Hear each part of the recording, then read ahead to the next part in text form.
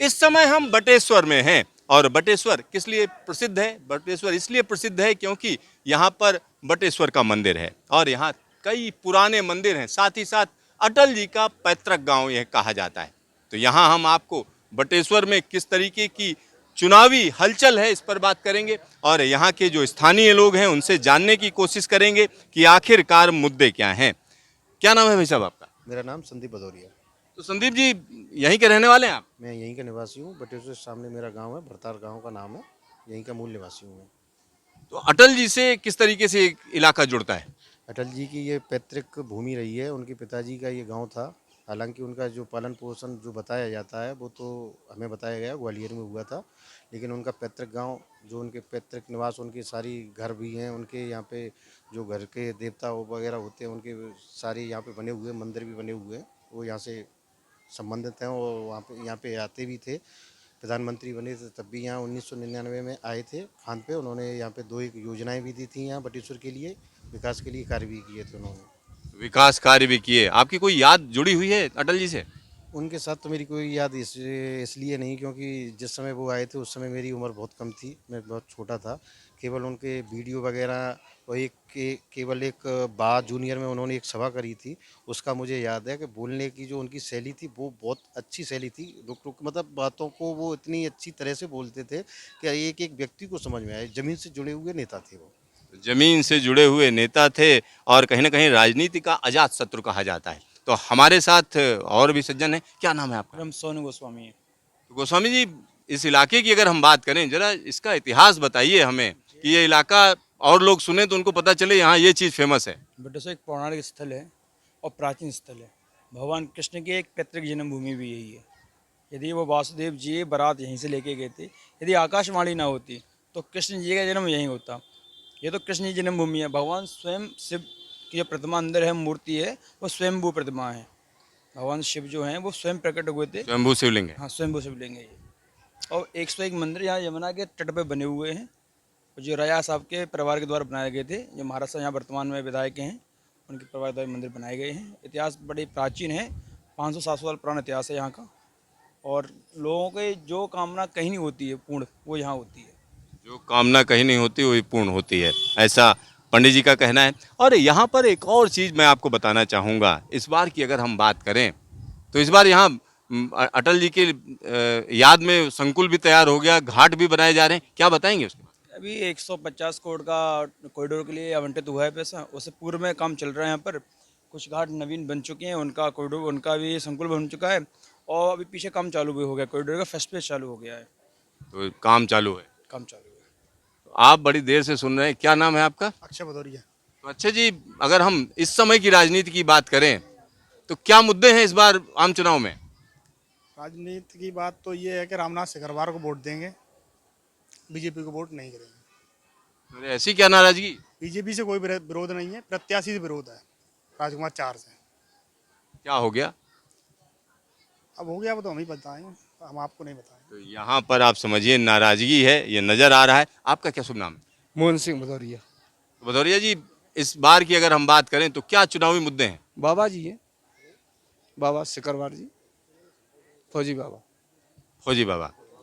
और जब हम विकास की बात करते हैं, तमाम और इश्यूज हैं, अगर हम बात करें इस समय के जो सांसद हैं उनको लेकर क्या आपके? वो कभी यहाँ आए ही नहीं, जब से सांसद हुए तब से कभी आए नहीं, न कोई विकास है उनका। कभी नहीं आए। कभी नहीं आए। बहुत एक आध बार आए हैं, जो योगी वगैरह आए तब, वैसे कभी नहीं आए। तो गोस्वामी जी क्या कहेंगे आप? कहा जा रहा संसद यहाँ आते ही नहीं है, आते हैं पूजा अर्चना पे आते हैं, या कोई अधिकारी आता तो आते हैं, वरना कोई सुध नहीं लेते। ऐसे उनका उनका जो विरोध है ना, व्यक्तिगत विरोध उनका ज़्यादा है। पूरे इस क्षेत्र में विरोध उनका है, व्यक्तिगत विरोध ज़्यादा है, पार्टी विरोध नहीं है। व्यक्तिगत विरोध है। व्यक्तिगत विरोध है उनका, जो आप देख रहे हैं यहाँ पर, वो व्यक्तिगत विरोध है, पार्टी का कोई विरोध नहीं है। और ये जो भी चल रहा है भाजपा वजह से हम लोगों को बहुत फायदे हैं, पर प्रत्याशी वजह से यहाँ जो विरोध है ना वो उसी लिए है, और कोई विरोध नहीं है उनका। तो यहाँ आप समझिए कई जगहों पर प्रत्याशी की वजह से भी नुकसान होता है। यहाँ पर साफ साफ एग्जाम्पल है। आप बड़ा ध्यान से सुन रहे हैं, जरा आप आगे आइए। अच्छा, आप दूर रहे ना? हाँ, हमें तो मतलब हम तो दर्शन करने आए थे भोलेनाथ के। कहाँ के रहने वाले हैं? हम इटावा जिला बसरेल। इटावा के हैं। हाँ हाँ। तो इस बार अब पता नहीं भाई इस बार क्या चांस है। अब मुझे क्या मालूम है, क्या मुद्दे हैं इस बार चुनाव के? पता नहीं, समझ में नहीं आ रहा क्या मुद्दे हैं। समझ में ही नहीं आ रहा है। वोट डालेंगे? वोट तो भाई हमेशा डाला जाता है। हमेशा वोट डाला जाता है। बहुत से लोग इस बार वोट ही नहीं डाल रहे हैं, कम मतदान हो रहा है। नहीं नहीं नहीं, मतदान ऐसी बात नहीं, मतदान वही 60% 65% वैसे भी होता है। पहले और दूसरे चरण में तो कम रहा है। अब पता नहीं, इतना मुझे ध्यान नहीं है पहले या दूसरे चरण में। तो यहाँ पर आप देख सकते हैं कि तमाम तरीके की बातें हैं। और आप कहाँ के हैं, क्या नाम है आपका? बटेश्वर का सुरेंद्र कुमार। बटेश्वर के ही हैं। हाँ, तो इस बार चुनाव में क्या मुद्दे हैं? चुनाव में क्या मतलब मुद्दे हो गए वो तो कुछ नहीं है, मगर ये है कि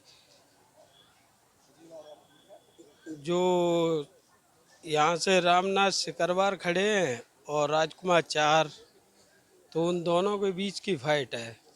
दोनों के बीच की फाइट। हाँ, तो आप जो है बड़ा ध्यान से दूसरी तरफ देखने लगे, क्या नाम है आपका? नीरज नीरज जी कहाँ के रहने वाले हैं? शुकाबाद के।